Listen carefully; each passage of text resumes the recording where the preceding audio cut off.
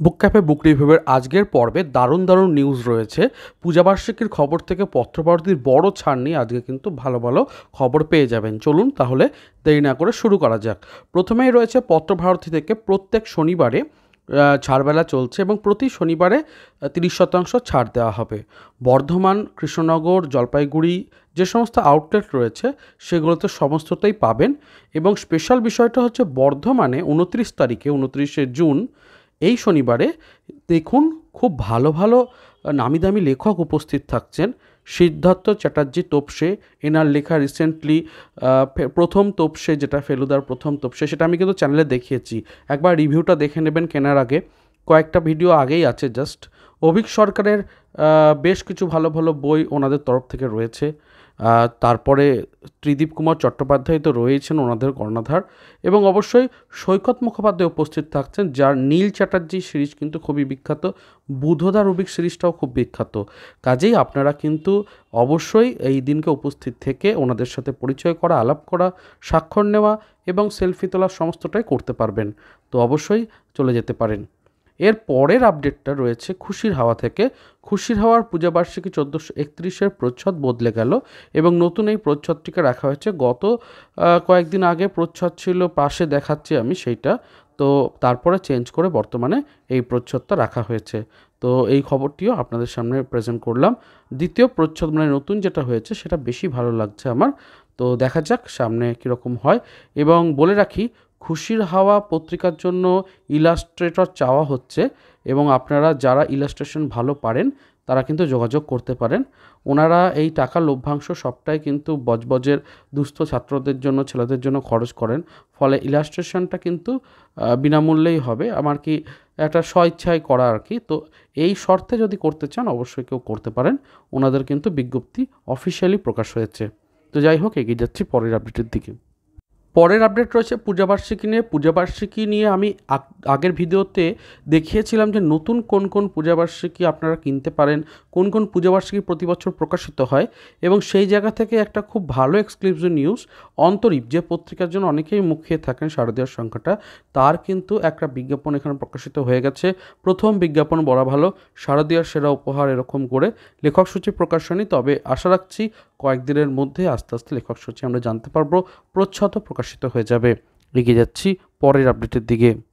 গপমিরের ঠেক নামক চ্যানেলে অভীক সরকারের লেখা কাউরি বুড়ির মন্দির কিছুদিন আগে অনুষ্ঠিত হয়ে গেল এবং আমি তার খবরটাও দিয়েছিলাম। আশা করি অনেকেই শুনেছেন। তো যাই হোক, যদি কাউরি বুড়ির মতো অভীক সরকারের আরামবাগী সিরিজের নতুন গল্প পড়তে চান তাহলে কিশোর বন্ধু 1431-এর সংখ্যাটাকে নিতে পারেন।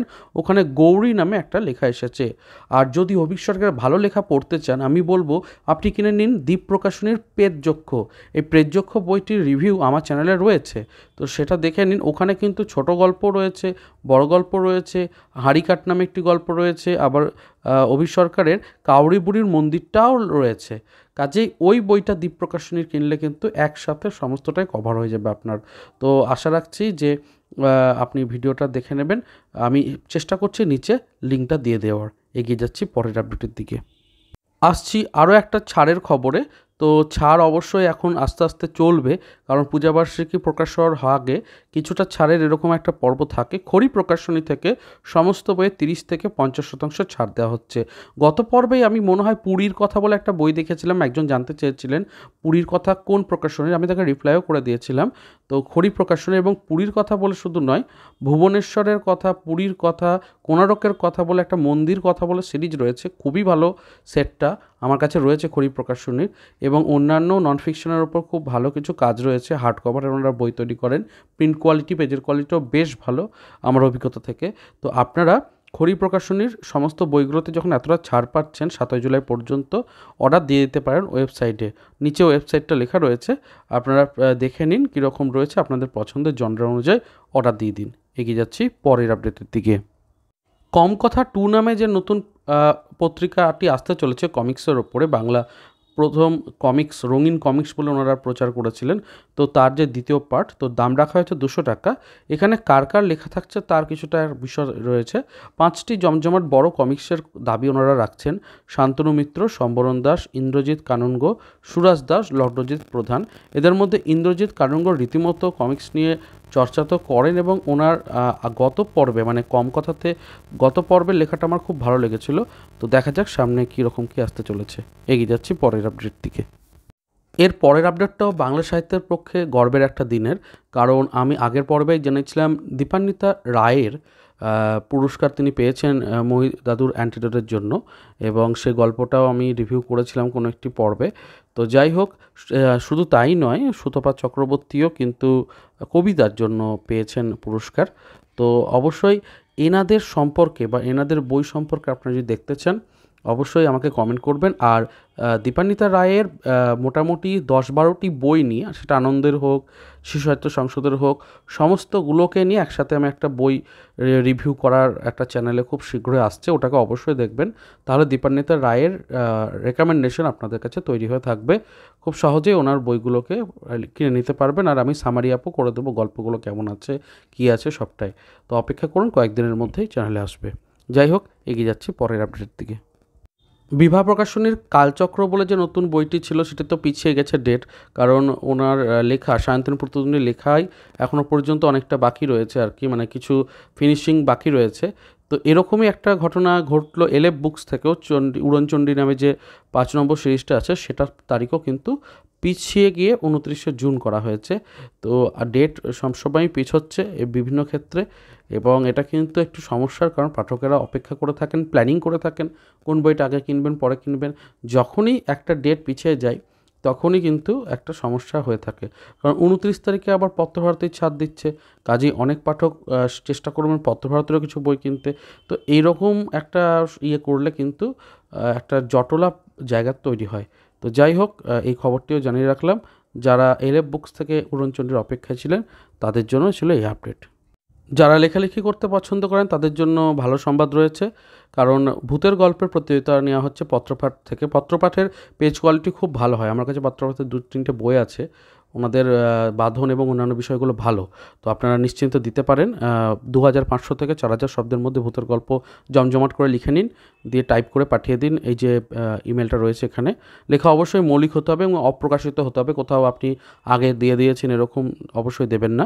তার সাথে লেখকের নাম, ফোন নাম্বার ইত্যাদি দিয়ে ব্যাপারটা করতে হবে 5ই জুলাইয়ের আগে। এবং শ্রেষ্ঠ 3 জন লেখকের জন্য পুরস্কারও রয়েছে। তো অবশ্যই পার্টিসিপেট করতে পারেন। এগিয়ে যাচ্ছি পরের আপডেটের দিকে। কিশোর বন্ধু পত্রিকা 2 তো প্রকাশিত হয়ে গেছে, এবং 3 নম্বর অর্থাৎ আগামী 1432 সালের জন্য যে কিশোর বন্ধুরা প্রকাশিত হবে তার জন্য লেখা চাওয়া হচ্ছে উপন্যাস বা উপন্যাসিকা। আপনারা যারা ভালো লেখেন উপন্যাস বা উপন্যাসিকা, সে যে কোনো টপিকের উপরেই হতে পারে, সেটার জন্য অবশ্যই আপনারা লেখা পাঠাতে পারেন। এবং এখানে নিয়মাবলী সবটাই দেওয়া আছে। 30শে সেপ্টেম্বরের মধ্যে লেখাটা পাঠাতে হবে, এবং তারপরে ওনাদের তরফ থেকে জানানো হবে আর কি লেখা সিলেক্ট হয়েছে আদৌ হয়নি ইত্যাদি। তো অবশ্যই আপনারা চাইলে চেষ্টা করতে পারেন। প্রকাশিত হয়ে গেল অনাবিল থেকে সুকুমার রায় স্পেশাল সংখ্যা। দাম রাখা হয়েছে 200 টাকা। 192 পৃষ্ঠার মোট পত্রিকাটি রাখা হয়েছে।